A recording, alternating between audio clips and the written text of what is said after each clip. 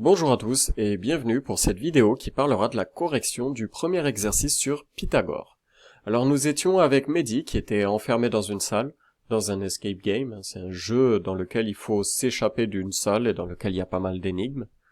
Et bon, la porte elle était bloquée par un cadenas à 4 chiffres. Mehdi il peut voir deux dessins. Enfin, il a un premier dessin qui est le triangle DGH qui est ici, et il a un deuxième dessin sur lequel il y a 3 triangles dans lesquels on donne toutes les dimensions. Alors on vous dit que les dessins ne sont pas à l'échelle, ce qui est logique, puisqu'on peut voir que là on a les 3 mêmes triangles qui sont dessinés alors qu'ils ont manifestement pas du tout la même taille. Ici on a 5, 7, 9, ici on a 5, 12, 13, et pourtant on a les mêmes triangles. C'est donc que c'est pas à l'échelle. Et on vous dit que sur notre cadenas qui a 4 chiffres, les 3 premiers chiffres du code, ce sera les 3 chiffres formés par la longueur DG. Donc si par exemple ici on a 126 de longueur, les 3 premiers chiffres ce sera 1, 2 et 6. Et le dernier chiffre il est donné par le numéro du triangle qui est rectangle sur le deuxième dessin. C'est-à-dire que si c'est le triangle numéro 3 qui est rectangle, alors le dernier chiffre sera 1, 3. Problématique, quel code Mehdi doit-il mettre sur le cadenas pour sortir de la salle? Bon, pour ça vous aviez tout un découpage, c'était assez mâché comme exercice normalement. Ça ne devait pas poser de trop gros problèmes. On part donc avec le premier dessin. On a un triangle DGH. On sait que DH est égal à 192 et que GH est égal à 240. Alors DG, on ne sait pas combien il vaut et on sait qu'en plus, on veut vraiment savoir combien il vaut puisque sa longueur, c'est les 3 premiers chiffres du cadenas. On sait que le triangle est rectangle, information très importante. Première question, donnez la nature du triangle DGH et lequel des 3 côtés est l'hypoténuse. Bon, DGH, je viens de le dire, c'est un triangle rectangle parce qu'il a un angle droit.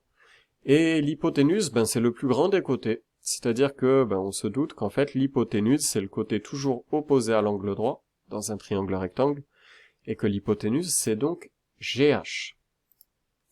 Petit b, on vous demande de recopier laquelle des 3 égalités correspond à Pythagore. Pythagore, c'est assez simple, c'est toujours l'hypoténuse au carré qui est égale à la somme des carrés des 2 autres côtés. Donc vous avez forcément l'hypoténuse au carré qui est isolé tout seul dans l'égalité.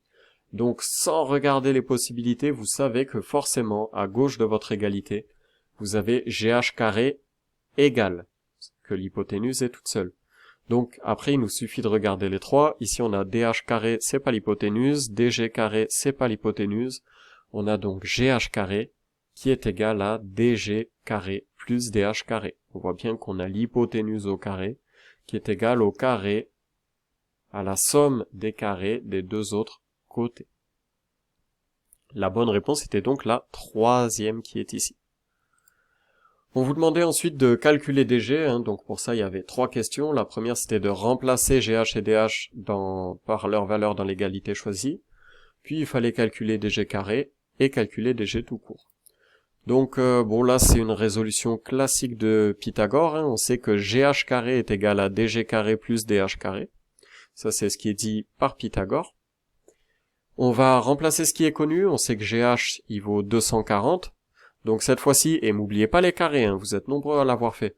On a donc 240 au carré, parce qu'il n'y a que GH qui vaut 240, c'est pas GH carré qui vaut 240, qui est égal à DG au carré, alors là on n'a rien remplacé parce que c'est ce qu'on cherche, on ne sait pas combien il vaut, plus, alors DH, on l'a remplacé par 192, on a donc 192 au carré. N'oubliez pas les carrés, c'est important, sinon toute la suite est fausse. Alors nous, ce qu'on cherche, c'est DG carré dans un premier temps, et on voudrait l'isoler, donc on va faire passer ce 192 de l'autre côté, là, et ça va devenir un moins 192, je vous rappelle le chapitre des équations. On a donc DG carré qui est égal à 240 au carré moins 192 au carré.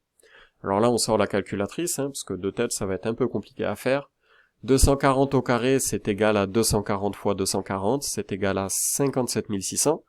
192 au carré, c'est pareil, on fait 192 fois 280 fois 192, ou alors on trouve la touche carré de sa calculatrice, les deux fonctionnent. Dans les deux cas, vous devez trouver 36 864. Vous me faites ce petit calcul, et normalement on trouve que DG carré est égal à 20 736.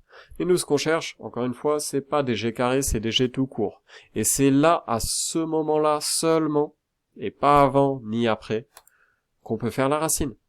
On a dg carré qui est égal à 20 736, donc dg est égal à la racine de 20 736. Vous deviez trouver 144. On sait, on se le garde dans un coin de la tête, que du coup les trois premiers chiffres du cadenas, c'est 1, 4 et 4. On passe au deuxième dessin. On vous demandait dans chaque dessin de calculer pk au carré puis hp carré plus hk carré. Et pour chaque triangle, on vous demandait est-ce que l'égalité de Pythagore était validée ou non. Et en fait, ça nous permettait de savoir lequel des trois triangles est rectangle. Parce qu'on sait pas, est-ce que, ou peut-être qu'il y en a aucun, mais si c'est le cas, Mehdi va mourir de faim car il ne pourra jamais sortir de sa salle. Du coup, l'idée c'était de poser l'égalité de Pythagore à chaque fois, en se demandant, bon, est-ce que elle était vérifiée ou non? Est-ce qu'il y avait un de ces trois triangles qui est rectangle? Donc c'est ce que j'ai fait pour le premier dessin. On a 5 carrés plus 7 carrés égale 9 carrés. J'ai mis un point d'interrogation. Alors c'est pas tout à fait ce découpage-là, mais c'est vraiment un équivalent. Hein. Vous voyez qu'on a bien pk carré, il est ici, c'est le 9 au carré. Et hp carré plus hk carré, il est ici. On a donc, est-ce qu'on a 5 carrés plus 7 carrés qui est égal à 9 au carré? Ben, c'est la question qu'on se pose. On calcule les carrés. 5 fois 5, ça fait 25. 7 fois 7, ça fait 49. 9 fois 9, ça fait 80. On a donc 25 plus 49 est égal à 81. Est-ce que c'est vrai ça? Ben non, parce que 25 plus 49, ça fait 74. Et 74, c'est sûrement pas égal à 81. Donc on sait que ce triangle-là, il est pas rectangle. On fait la même chose avec le dessin numéro 2. Est-ce que 5 carrés plus 12 carrés est égal à 13 carrés? Alors, à chaque fois pour l'ordre, vous savez que ce que vous avez tout à droite là qui est tout seul, c'est l'hypoténuse, le plus long. C'est pour ça qu'on a 5 carrés plus 12 carrés égale 13 carrés. Et pas 5 carrés plus 13 carrés égale 12 carrés par exemple. L'égalité, elle est vraiment dictée par c'est le plus long des côtés qui est tout seul. Bon, ben ensuite on calcule les carrés. 5 fois 5 ça fait 25, 12 fois 12 ça fait 144, 13 fois 13 ça fait 169. Est-ce que 25 plus 144 c'est égal à 169? Eh ben oui. On a bien 169 égale 169, donc on sait que ce triangle-là, il est rectangle. Si vous essayez de le tracer sur une feuille, vous verrez qu'il est forcément rectangle. Même raisonnement pour le troisième dessin. On a 10 carrés plus 11 carrés, c'est égal à 100 plus 121, ça fait 221. Est-ce que c'est égal à 12 carrés, qui est égal à 144? Eh ben non. Du coup, on sait que celui-ci, il n'est pas rectangle. Donc le seul triangle rectangle, c'est le numéro 2, et on sait que le dernier chiffre du code du cadenas, c'est 2. Le code final, c'est donc 144, qui correspond au 144 de la première valeur qu'on a trouvée, et 2, parce que c'est le deuxième triangle qui est rectangle. Je vous remercie d'avoir suivi la vidéo, et à très bientôt.